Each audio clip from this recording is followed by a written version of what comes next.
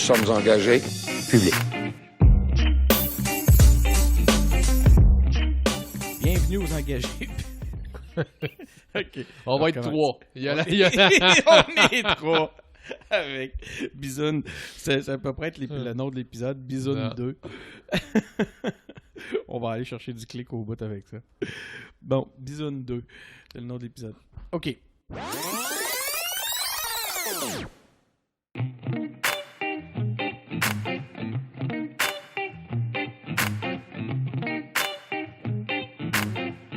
Nous sommes engagés publics. Bienvenue aux engagés publics. Ce soir, aux engagés publics, c'est Denis Martel qui est au micro. Je serai votre animateur. Je suis en compagnie de Benoît Tardy. Salut, Benoît. Salut. On n'est pas tout à fait seulement que deux ce soir. Non, on a un chat qui veut vraiment participer aux engagés publics.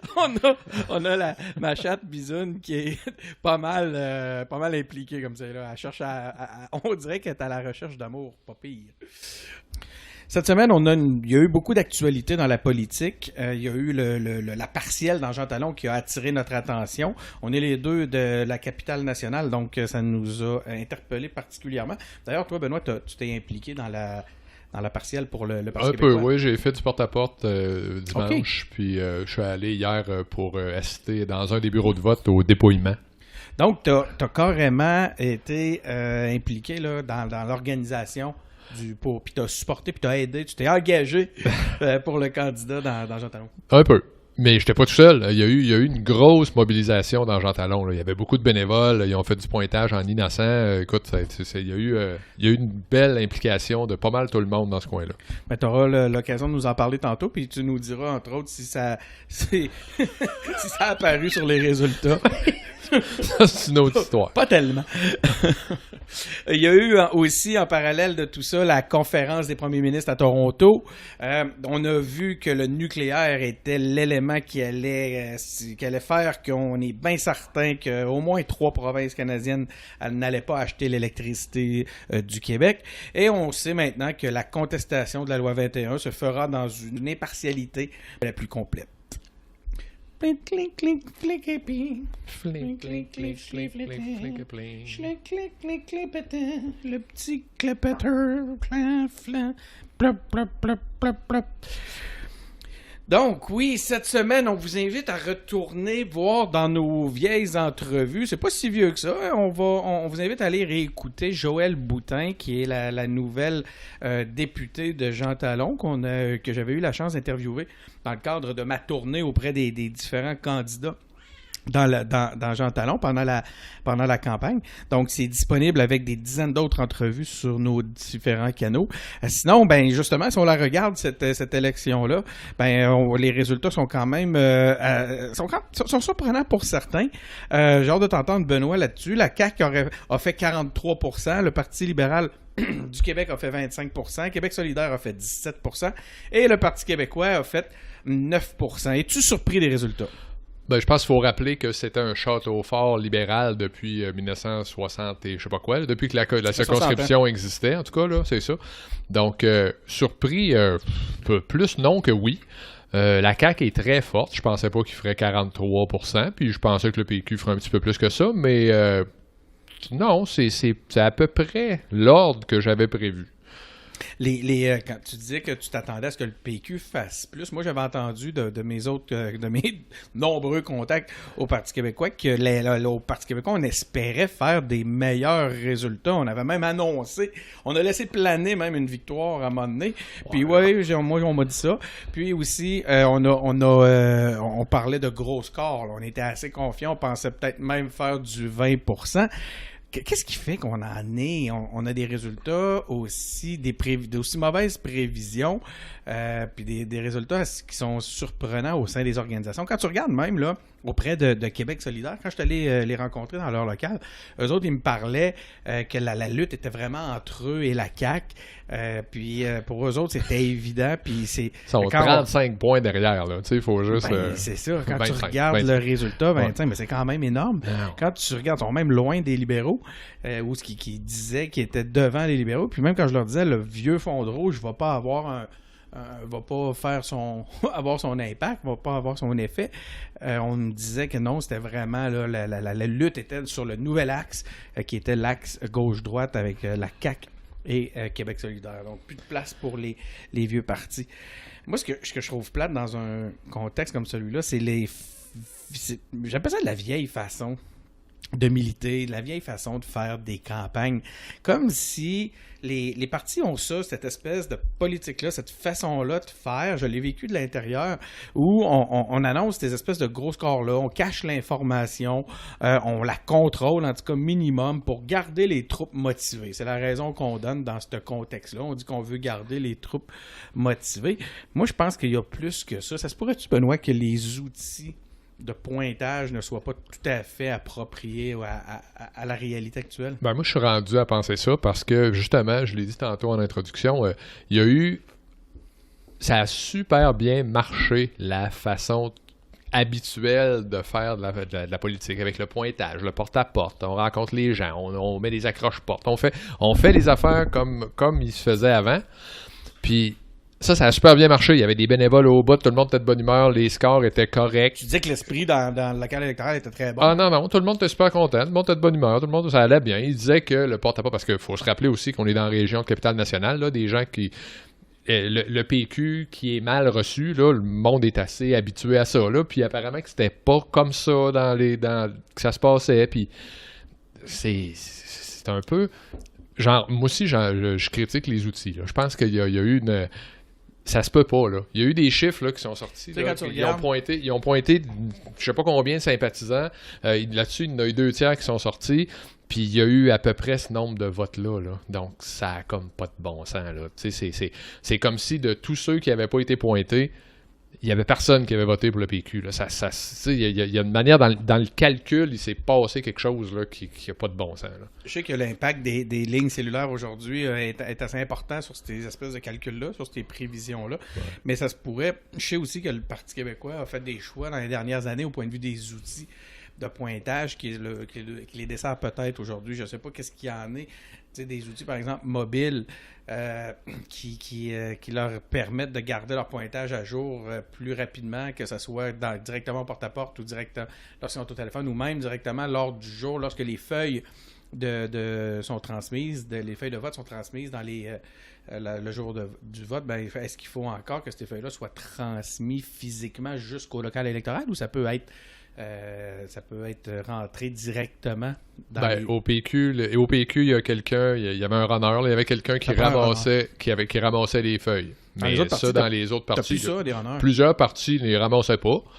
Puis, il y avait 2 partis qui ramassaient, les libéraux puis les péquistes les ramassaient, c'était quand même intéressant. Ah, ouais. Hein? Puis Québec solidaire puis la CAQ, eux, il y avait 2 personnes sur place qui ont passé la journée dans le bureau.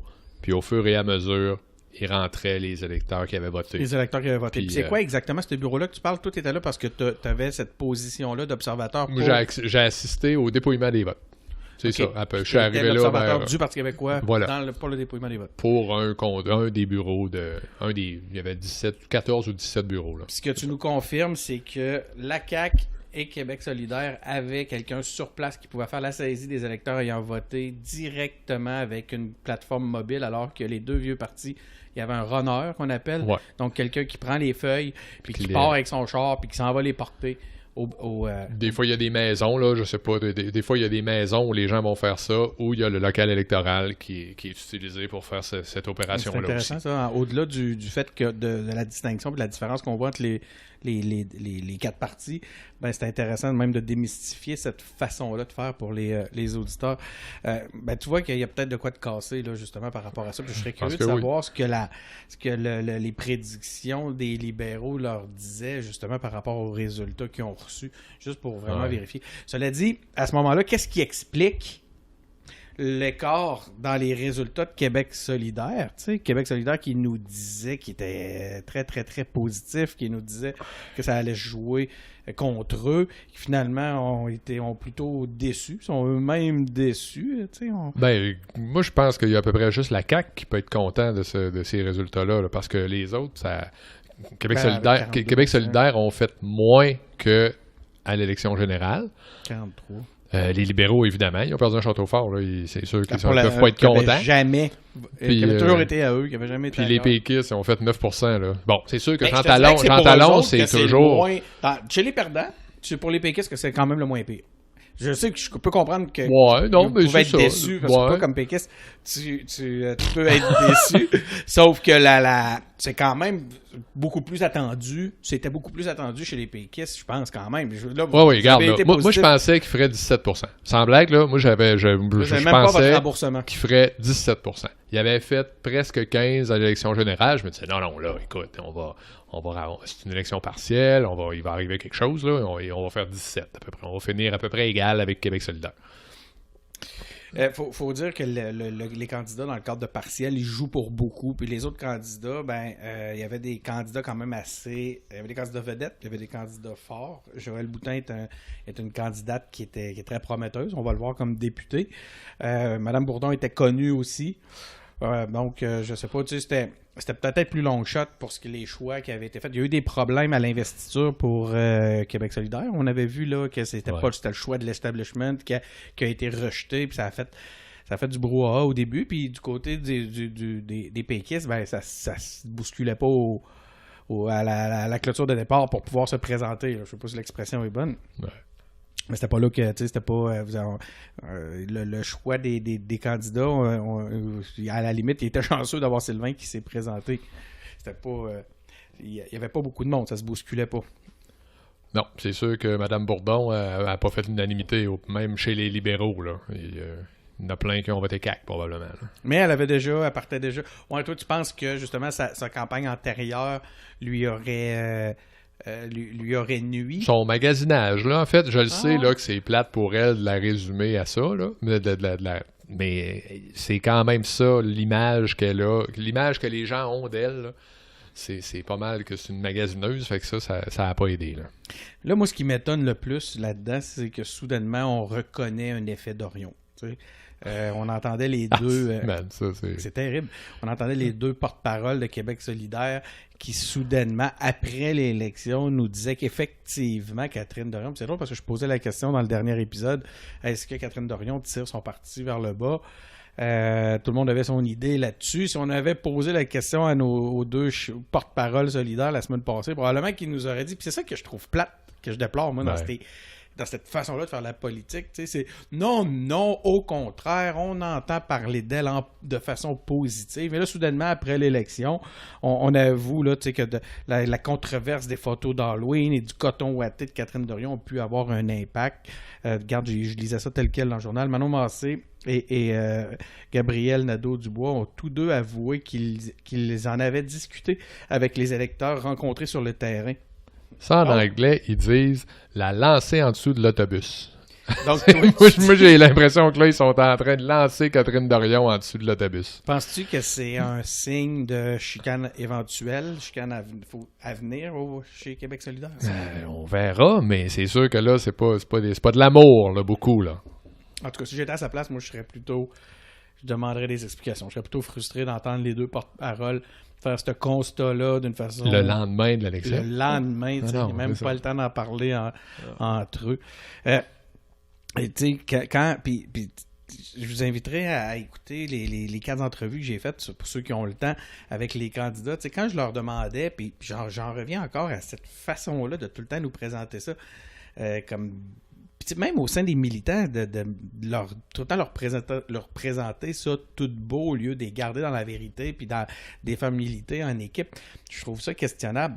Tu sais, quand je demandais aux différents candidats, puis j'ai l'impression aussi que l'effet de bulle est plutôt fort. Tu sais, quand je demandais aux différents candidats, c'est quoi les préoccupations que les gens vous parlent?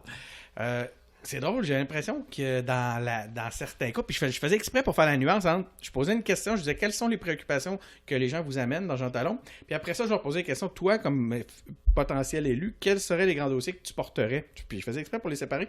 Madame Bourdon, d'ailleurs, m'avait félicité pour ma question par rapport à cette division-là des choses. Puis c'était justement pour voir si ils avaient ce pas de recul-là, puis cette honnêteté-là de venir me dire réellement de quoi ils entendaient parler sur le terrain. Puis j'étais un peu surpris, tu sais, des fois, d'entendre des affaires comme j'entends parler d'indépendance, j'entends parler d'environnement. Ça, je trouvais que ça ressemblait beaucoup au dossier des partis plus que des préoccupations réelles. Non, mais il y a peut-être un peu d'embellie là-dedans. Les gens vont rendre ça un petit peu plus beau, mais en même temps, les gens qui parlaient à Sylvain Barrette, là, c'est probablement tous à peu près juste des gens qui étaient préoccupés par l'indépendance. Qu'ils se soient fait parler d'indépendance, c'est pas une grosse surprise, mais... Donc, c'est le phénomène de bulle, selon toi. Ben, de bulle, ou en tout cas... Tu sais, t'as déjà fait du porte-à-porte, là. Tu sais, il y a du monde. Bonjour, on représente le Parti québécois. Il t'en ferme la porte d'en face, là. Je veux dire, fait que lui, là, ses préoccupations, il saura jamais. Je veux dire, tu sais, il t'en parlera jamais, lui, de ses préoccupations.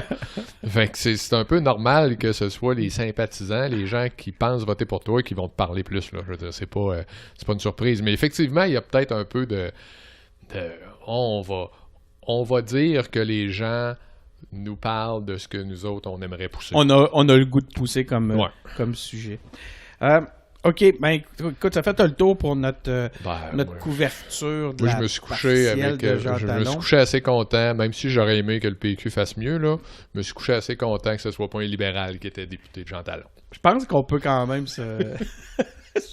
on peut se réjouir un peu que le seul député à l'est de la rue Saint-Laurent, genre, là. Ça, je pense que, à la limite, je te dirais que c'est la grosse nouvelle, hein, de toute cette histoire-là, finalement. La grosse nouvelle, c'est que le Parti libéral n'a plus de candidat à l'est de Montréal. Ouais. C'est incroyable. C'est écoute, incroyable. Quand tu regardes leur actualité puis la façon dont ils traitent justement tout ce qui n'est pas Montréal, on l'a vu la semaine passée avec supposément... C'est intéressant cette discussion-là, hein? Ben, c'est intéressant que là, c'est pas drôle que Dominique Anglade, ça marche pas parce que... Parce que... Puis cette espèce de stratégie de ticoune-là au Parti libéral, elle expliquerait peut-être justement cette déconnexion-là. En tout cas, minimum, elle témoigne de la connexion du Parti libéral avec les régions. Même chez les savants stratèges de l'Est, on dirait que ça va pas très très bien actuellement. OK, parlons maintenant de la conférence des premiers ministres à Toronto. L'Ontario a dit non à l'électricité québécoise. Hein, on l'a vu tantôt, j'en ai parlé tantôt. Il y a 3 provinces qui veulent mettre en service des tout petits réacteurs nucléaires, tout cute, tout chaud, tout comme il faut. Puis ça, c'est toujours mieux que d'acheter l'électricité propre du Québec. Ensuite de ça, on a vu qu'au point de vue du climat, qu'en fait, il n'y en avait pas de priorité reliée au climat. Les 4 priorités que les provinces se sont données étaient complètement ailleurs. On a d'ailleurs entendu plusieurs plaidoyers des premiers ministres pour exporter le pétrole et le gaz naturel du Canada à l'étranger. Ce qui me fait dire, Benoît, tu sais, ce beau Canada-là, qui a des électeurs conscientisés au point de vue environnemental, est-ce qu'ils se foutraient pas un petit peu justement de la gueule de ces électeurs-là en termes des priorités reliées à l'environnement? Ce qui se fout de la gueule, ça dépend à qui. Je pense que Jason Kenney, il représente ses électeurs. Après ça, Doug Ford... C'est plus ambigu, mais il représente probablement ses électeurs. Il représente pas tout le monde de la province parce que c'est plus, ça doit être plus partagé de ce côté-là. Mais là, est-ce que c'est concerté qu'ils veulent pas acheter l'électricité du Québec? Ça, je trouve que t'en mets peut-être un peu. Mais non, mais il dit qu'ils n'en ont pas besoin. Fait que là, moi, je trouve que c'est une bonne raison. J'ai entendu 2 choses. Il dit qu'il n'en a pas besoin d'un côté, qu'il aurait ses propres surplus. Par contre, ils sont en train de prévoir la remise en marche de réacteurs nucléaires pour être bien certain de ne pas acheter l'électricité au Québec. Moi, c'est le même que je le lis. C'est ma lecture. Puis tu as raison de le souligner, ça reste ma lecture. Mais quand même, dans un contexte, puis c'est pour ça que je fais le lien avec le Canada, dans un contexte où l'environnement est supposé être un des éléments majeurs, une des priorités qui aurait même influencé la dernière élection fédérale, là, on se retrouve dans un pays qui, fragmenté en ses différentes provinces, fait émerger ou soulève ses réelles préoccupations. Puis les préoccupations environnementales ne semblent pas assez fortes pour qu'on passe par-dessus cette espèce de politique interne provinciale-là pour chacun. Tu sais, on voyait là ce que disait, c'est un autre truc que je lisais tantôt, le gouvernement ontarien a fait savoir qu'il préférait investir dans son expertise nucléaire et les emplois que vont créer ces chantiers sais. Je le comprends, puis puis ça me fait rire parce que je nous ramène juste au discours de Legault par rapport à l'hydroélectricité quand il y a des gens qui contestent, on voyait entre autres avec J'aime Hydro, qui contestent le besoin de créer des barrages hydroélectriques, d'arnacher des rivières. C'est pratiquement la même chose que nous disait Legault. Il disait qu'il préférait investir dans notre expertise, qu'il faut préserver notre expertise. Ouais. Ça me fait quand même poser la question. Ça se pourrait-tu que les préoccupations environnementales, en réalité, là... ça se peut très bien. Ça se peut très bien qu'il y ait un paquet de Canadiens qui sont pas si préoccupés par l'environnement que ça. Ça se peut bien. Puis, écoute, moi, je rejette pas la possibilité que Doug Ford ne se sente pas spécialement disposé à aider le Québec à vendre ses surplus, à écouler ses surplus. Non, je suis capable d'envisager ça. Des fois, qu'on aurait moins de péréquation. Aussi. Ça, d'ailleurs, c'est une des priorités, c'est un des enjeux qui ressortait comme étant beaucoup plus fort que bien d'autres affaires. C'est cette possibilité-là, ce besoin-là de renégocier la péréquation soudainement. C'est l'Alberta qui soulève le point. Je trouve ça très, très, très révélateur. Elle disait d'ailleurs qu'elle allait inviter Justin Trudeau à leur table. J'ai bien hâte de voir qu'est-ce que ça va donner. Chose certaine, quand je vois que des citations ou j'entends Doug Ford dire des choses comme « Bien sûr, François Legault a essayé de me vendre de l'énergie toute la soirée. Il a fait un excellent travail. » Je trouve que c'est limite atteinte à l'amour-propre ou à la réputation, à la crédibilité du premier ministre québécois qui se présente lui-même depuis longtemps, puis d'ailleurs pour la dernière élection provinciale au Québec, comme un deal maker qui allait partir avec son bâton avec sa petite valise, son bâton du pèlerin, puis sensibiliser, puis vendre de l'hydroélectricité à nos voisins. Puis c'était une des raisons pour lesquelles on devait rester au Canada. Parce qu'on avait un beau potentiel, un beau bassin de clients ouverts.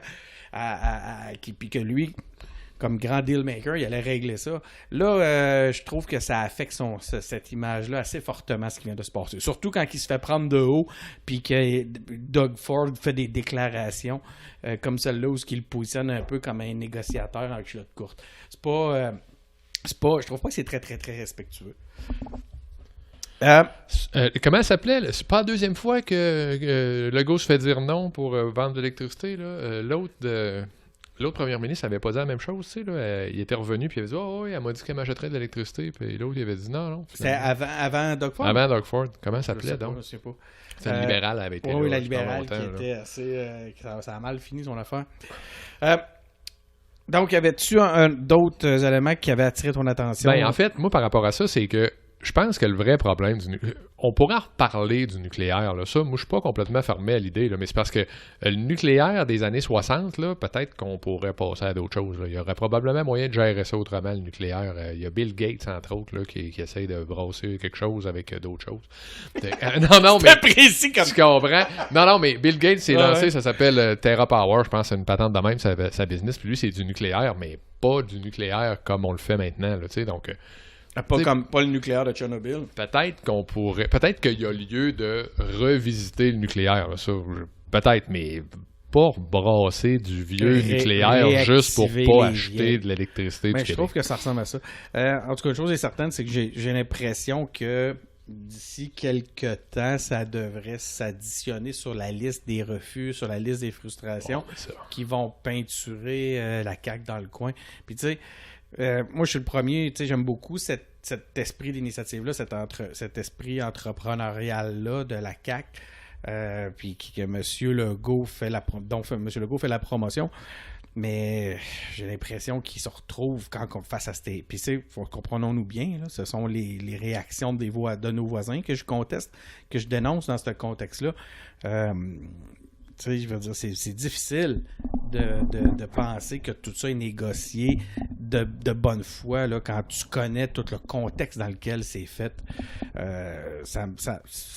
Ça me laisse plutôt suspicieux sur les réelles raisons du rejet de notre offre. C'est le genre qui ne voudrait pas que les affaires aillent bien au Québec, genre? Genre qu'on fait des représailles, on ne voulait pas que le pétrole de l'Ouest passe. Ouais. Ou, de toute façon, les raisons de bâcher sur le Québec sont nombreuses, là, tu sais, tout ce qui se passe au point de vue de la loi 21, même ça, je suis pas certain que c'est toujours motivé par un désir de respect de la Charte des droits et libertés. Il y a bien un gros volet là-dedans qui est dans l'amour du Québec bashing. Tu sais. François va dire que je suis négatif. Ouais, non, ils vont nous aimer encore. En parlant de la loi 21, on a la juge en chef du Québec, Nicole Duval-Essler, qui a provoqué une vive controverse dans le milieu juridique cette semaine. On a vu ça arriver tranquillement. J'ai vu ça poindre dans certains posts là, de personnes qui sont plutôt spécialisées dans ce domaine-là, mais qui est en train de devenir une nouvelle dans le milieu juridique. Donc, c'est de plus en plus discuté. Qui a fait des déclarations par rapport à la loi sur la laïcité de l'État plutôt surprenantes. Elle a dit c'est une citation telle quelle, là, elle a dit qui a le plus à perdre? Les allergies visuelles de certaines personnes ou le fait que des enseignants perdent le droit de s'engager dans le travail de leur choix. Donc, je veux pas ici questionner le fond. Je sais pas cette question-là de Madame la juge que j'ai envie de répondre. Moi, ce que je me demande, c'est est-ce qu'on est en droit de pouvoir s'attendre à l'impartialité que la démarche mérite quand que la juge en chef nous dit ça, avant même que la démarche soit commencée. Même M. Legault, François Legault, s'est déclaré préoccupé par la teneur des affirmations faites par la magistrate. Toi, Benoît, as-tu été choqué par les propos de la juge? Es-tu inquiet pour l'impartialité de la démarche? Je suis certainement un peu inquiet pour l'impartialité de la démarche. Tu sais, c'est que tout le monde va dire c'est l'apparence d'impartialité qui c'est aussi important que l'impartialité. Donc là, l'apparence, il a pris un bon coup, là, l'apparence. Mais c'est pas ça. Moi, c'est pas cet extrait-là qui me dérange le plus. Moi, c'est que c'est quand t'as dit que quand elle suggère à la poursuite d'utiliser l'article 28 plutôt que l'article 33, alors que c'est pas ça. Ils sont pas en train de débattre de l'article 28, ils présentent... donc, tu sais, faire une analogie bizarre, là, c'est que quand tu vas en reprise vidéo pour savoir si le but est bon, là, l'arbitre, il retourne pas au banc pour dire « Hey, mais il faudrait que tu regardes s'il n'y a pas un hors-jeu à la ligne bleue. » Tu sais, je veux dire, ça marche pas. Tu peux pas faire ça de même. Donc, c'est là, je pense, que l'impartialité, elle n'a pas l'air impartiale. Elle a l'air d'avoir un parti pris en essayant d'aider les gens à gagner leur cause. Alors qu'elle est supposée être là juste pour voir si le juge avant a manqué quelque chose. Là. C'est incroyable. Ça serait le fun qu'on invite Guillaume Rousseau à notre micro pour qu'il vienne nous parler de ça. Hein? Ça serait pas pire. Un spécialiste assez compétent pour venir nous éclairer sur toutes les dérives de ce dossier-là. Y a-tu autre chose, frère Benoît, que tu voulais... Là, après ça, il y a eu le clivage. Hein? T'as ceux qui s'opposent à la loi qui ont dit « voyons donc, tout est bon, il n'y a rien là. » Ah, quand c'est... Okay. Non, c'est ça, puis regarde... Puis ceux qui sont en faveur de la loi, ben eux, ils ont grimpé dans les rideaux. Puis regarde, c'est encore une fois la super belle théorie du cross-check d'en face qui, comme tu le sais, veut que la faute soit beaucoup moins grave quand c'est un joueur de ton équipe qui la commet. Donc, on a eu ça pas mal. Là. Alors que dans un dossier comme celui-là, ben en fait, c'est à partir du moment où ça implique nos tribunaux. On veut de la... Ben, c'est ça. Là. Après, la madame, elle peut bien... C'est sûr qu'à l'entour de la dinde à Noël, là, elle peut bien dire ce qu'elle veut, là, mais c'est que... Quand là, c'est parce que je flattais le chat et parler dans le micro, là, ça... Je fais signe à Benoît de parler dans le micro, puis la chatte est plutôt insistante pour avoir des flatouilles. Donc, c'est ça. Quand t'es là pour juger de la valeur de l'appel, ben, il faudrait qu'elle sortienne un peu, là, je pense. Puis si l'idée, c'est l'impartialité ou l'apparence d'impartialité, considérant la quantité de gens qui ont été surpris, choqués par ces propos-là, je pense que l'apparence d'impartialité là, est assez revolée. Il va falloir qu'elle se récuse. Hein?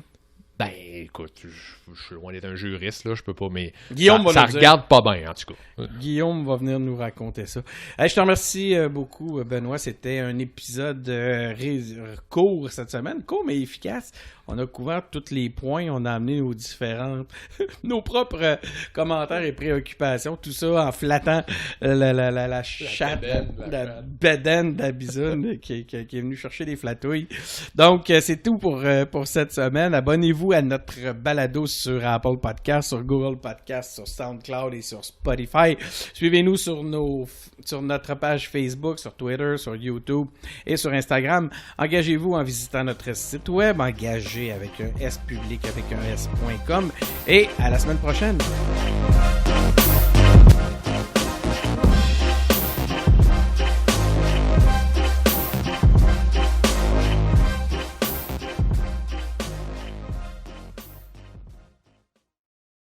Salut. C'est correct, ça? Parce que oui.